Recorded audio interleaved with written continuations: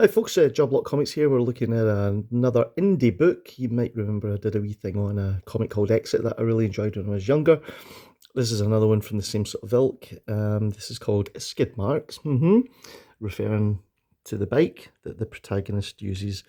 And it's the kind of MacGuffin that carries the whole story forward. This is another book that stylistically looks fantastic. There we go. This is number one. It's from 1982 and it's by Ed Hillier, or Ilya as he used to sign his name on these books. Great pun there, Bike to the Future.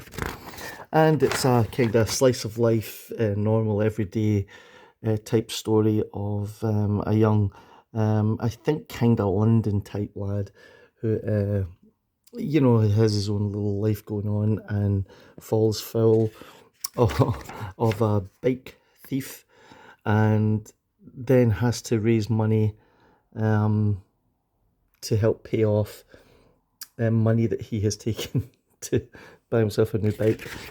It's a very, very simple story, but can you see how absolutely tremendous this art style is?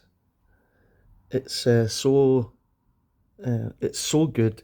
It almost reminds me of Will Eisner's Spirit in the panel layouts and the way that the figures are done, and the dramatic use of different angles, and stylistically the burglar guy, the sort of baddie in this storyline always looks like that. He's like the shaded shadow figure. Of course, where this shines is really in the story and the dialogue and the characters, who all seem incredibly three-dimensional and are all incredibly well realised.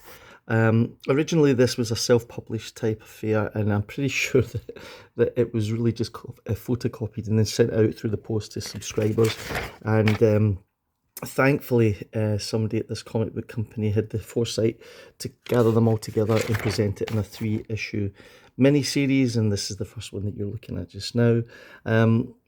If you're a fan of this kind of work, you should really check this comic book out. If you like sort of Love and Rockets and those kind of things, this is very much a UK version of that kind of style of storytelling.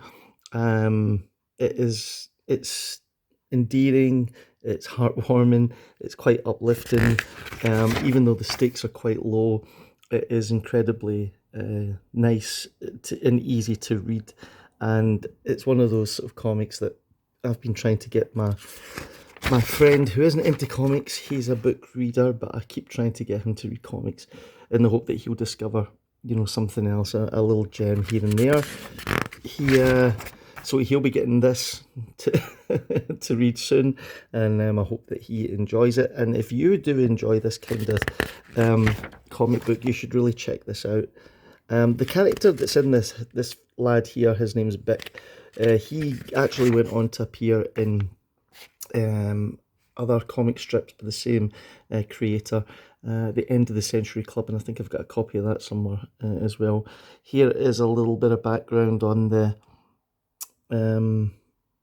creation and the original appearance of Bick Adventures in the Small Press.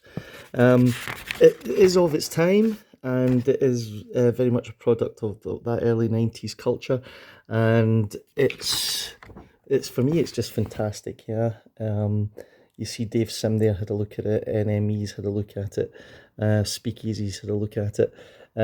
It's incredibly nice read.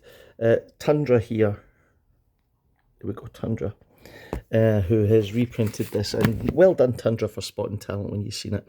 So anyway, that's Skidmarks. That's the first issue there. I think it was 3 issues. You can get these pretty cheap if you can find them. I think the only problem is they're quite hard to find, but you should be able to get hold of them if you really look.